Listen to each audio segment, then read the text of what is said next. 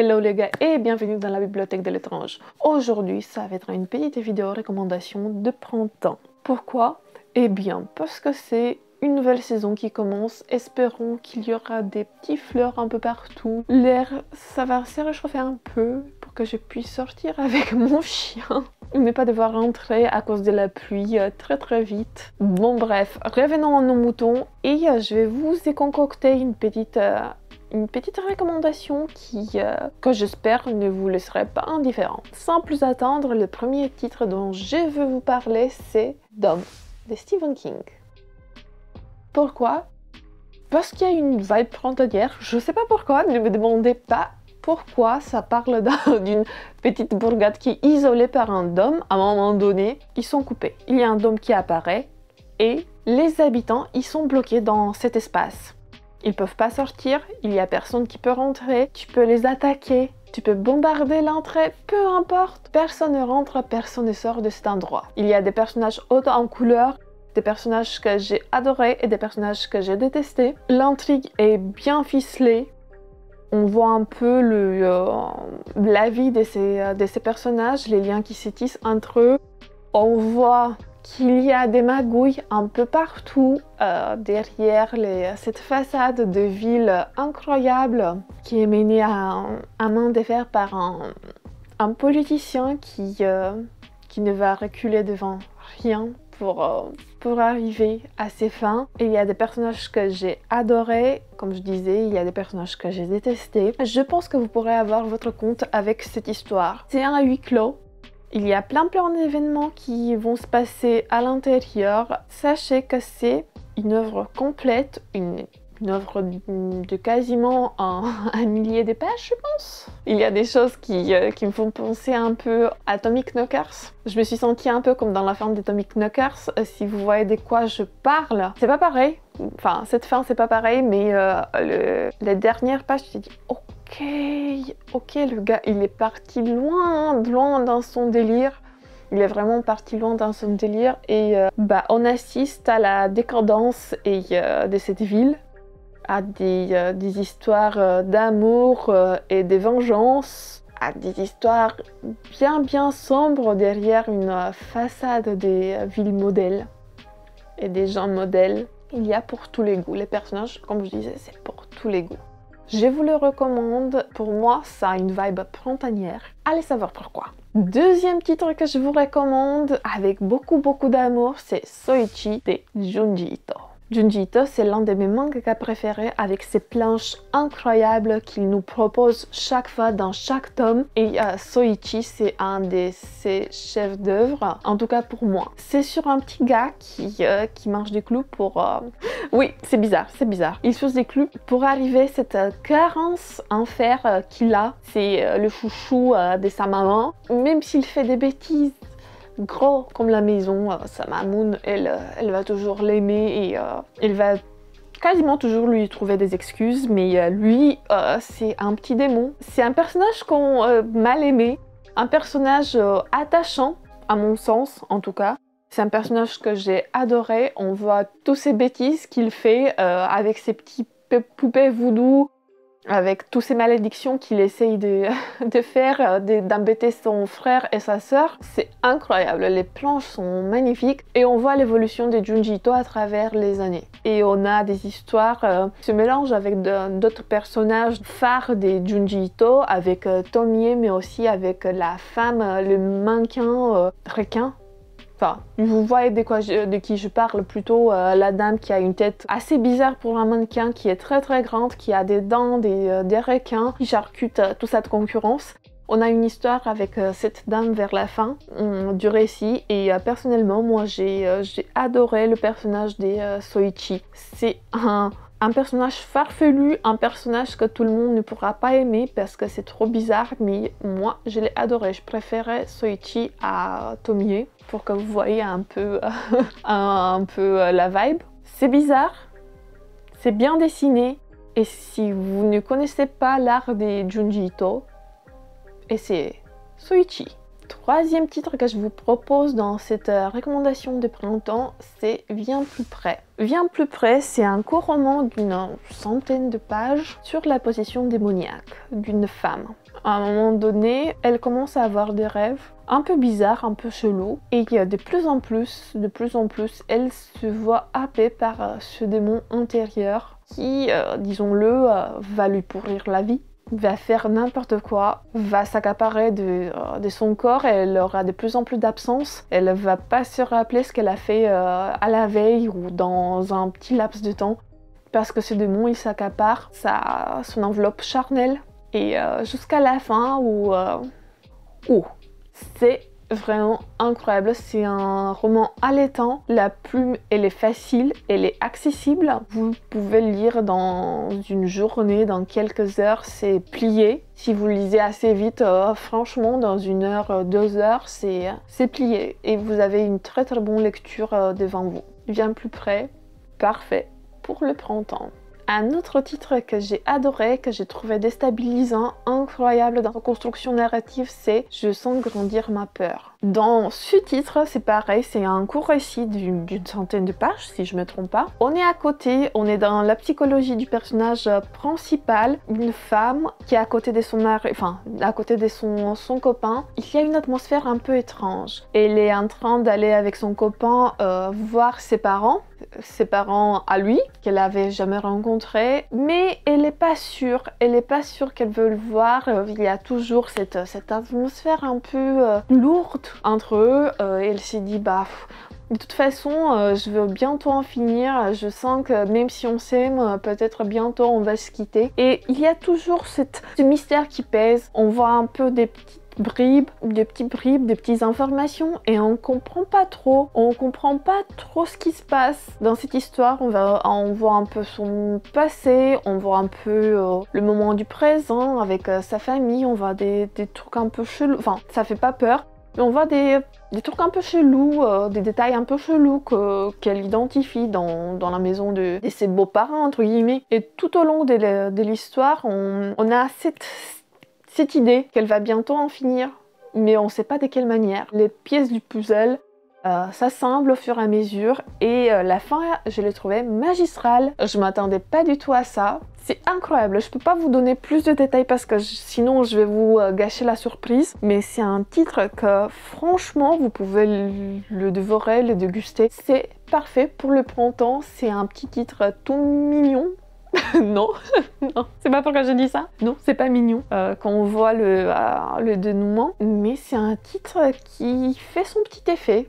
Si vous cherchez quelque chose d'un peu étrange, d'un peu novateur, peut-être c'est le titre pour vous. Essayez-le, cherchez-le et testez-le, bien sûr. Un autre titre parfait pour le printemps, n'est-ce pas? Parce qu'on est dans les titres chelous. Je vais vous présenter que des titres un peu chelous, hein. On va pas se mentir, ma sélection elle est un peu bizarre. Je sais pas pourquoi, c'est le mot de ce printemps pour moi. C'est Un bébé pour Rosemary. Je pense que vous avez déjà entendu de ce titre, au moins du nom, parce qu'il y a aussi une adaptation cinématographique dont je connaissais pas l'existence avant de parler de ce titre sur Instagram. Il y a des gens très sympas qui m'ont dit oui, il y a un film. À un moment donné, je vais le regarder parce que je suis pas trop film en ce moment, enfin en général, mais j'essaie d'étoffer un peu ma culture. Mais c'est un titre très très intéressant. C'est sur un couple qui déménage dans un gros bâtiment assez luxueux où il y a pas mal des petits vieux qui sont très attentionnés à l'égard de Rosemary qui attend un bébé. Mais les trucs vont devenir de plus en plus chelous. Ils sont beaucoup trop attentionnés, ils donnent vraiment beaucoup trop d'attention et elle commence pareil à faire des rêves chelous. Elle se voit entourée par des gens qui font des incantations. La suite ça va être bizarre quand elle va mettre au monde un petit bébé. Ouais. Il y a aussi une suite que j'ai dans ma palle qui apparemment n'est pas ouf, mais on verra. Mais en tout cas, Un bébé pour Rosemary, c'est une valeur sûre. Il y a certains éléments que j'ai pas beaucoup aimé, le truc qui touche à la maternité, c'est pas mon dada. Mais sinon, le reste de l'histoire, c'est très intéressant, c'est captivant. Et si vous cherchez, pareil, un petit titre qui ne mange pas de pain, penchez-vous sur Le bébé de Rosemary. Dans une vibe un peu plus sombre, menaçante, lourde de sens et complexe, je vous recommande La Servante écarlate. Quand je l'ai lu, comment vous dire, j'ai bouillonné à l'intérieur. Parce que c'est pas un titre que vous lisez à la légère. Quand vous voyez l'injustice, tout ce qui se passe à l'intérieur, j'ai dit, c'est pas possible. J'avais envie de frapper tout le monde dans ce récit, y inclut le personnage principal. Il y avait trop d'injustice, il y avait trop de choses cheloues qui se passaient. Si vous connaissez pas Servante écarlate, ça se passe à Gilead. Après, je sais pas, il y a une guerre atomique ou une guerre tout simple. Je me rappelle pas exactement à partir de quel contexte cette sorte de construction sociétale apparaît. Mais en tout cas, dans ce régime dictatorial où les femmes sont vraiment en bas de la société, plus bas, sous terre, enterré à quelque part, voilà, ça me prend directement au trip, juste en parler et en pensant à ce titre.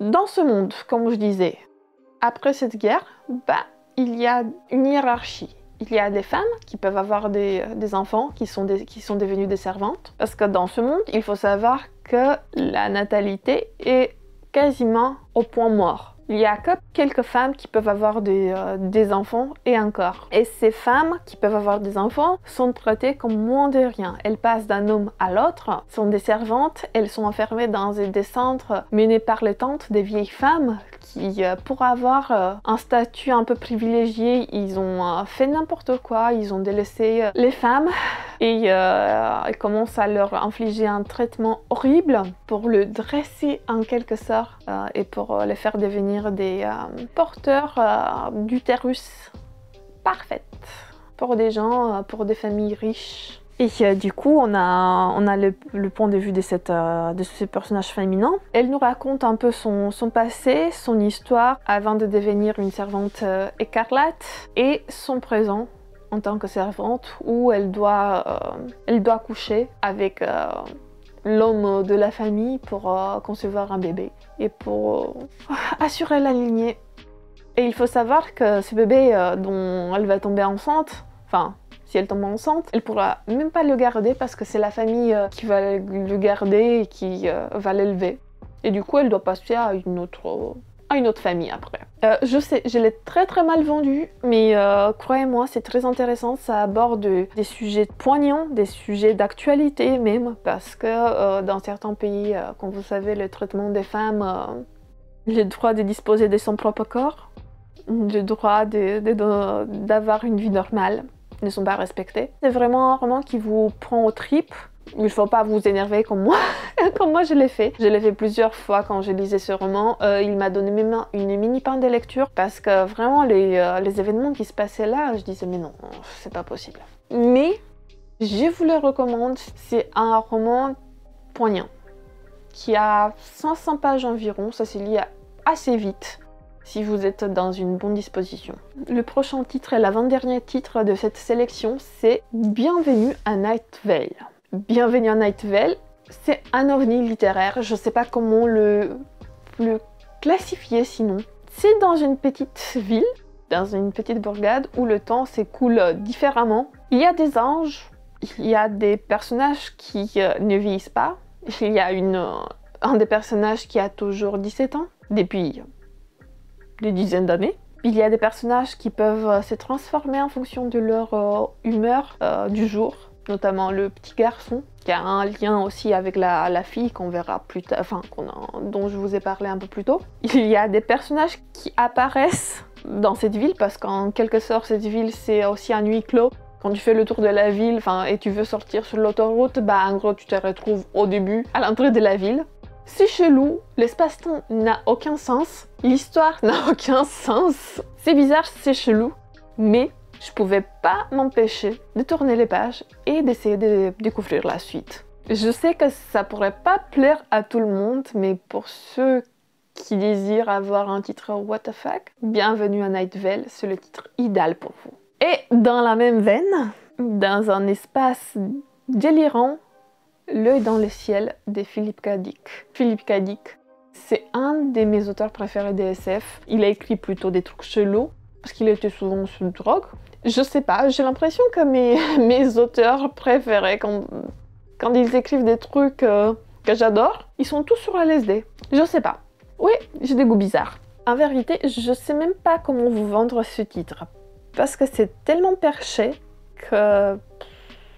je sais pas. En gros, à un moment donné, dans l'histoire, il y a un œil qui apparaît dans le ciel et qui regarde les autres. Du coup, il faut faire assez attention à ce que tu dis, à ce que tu fais, parce que sinon, des mauvaises choses peuvent s'abattre sur toi. Si tu fais des choses contre le système, entre guillemets, sauf que ce système, il est contrôlé par une personne bien réelle et qui peut modifier la réalité. En gros, dans cette histoire, la réalité peut être modifiée en fonction des désirs et des besoins de la personne qui contrôle, qui est au règne de cette réalité. Je peux pas vous donner plus, mais il faut savoir qu'il y a plusieurs personnages qui se croisent et qui essayent d'imposer leur vision des choses. Voilà.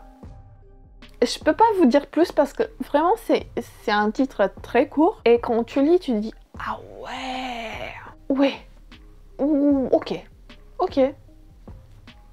pourquoi pas, pourquoi pas. Peut-être à un moment donné je vais vous faire une vidéo spéciale Philippe K. Dick parce qu'il a écrit des trucs un peu chelous que j'adore et je pourrais vous faire découvrir tout ça, n'est-ce pas?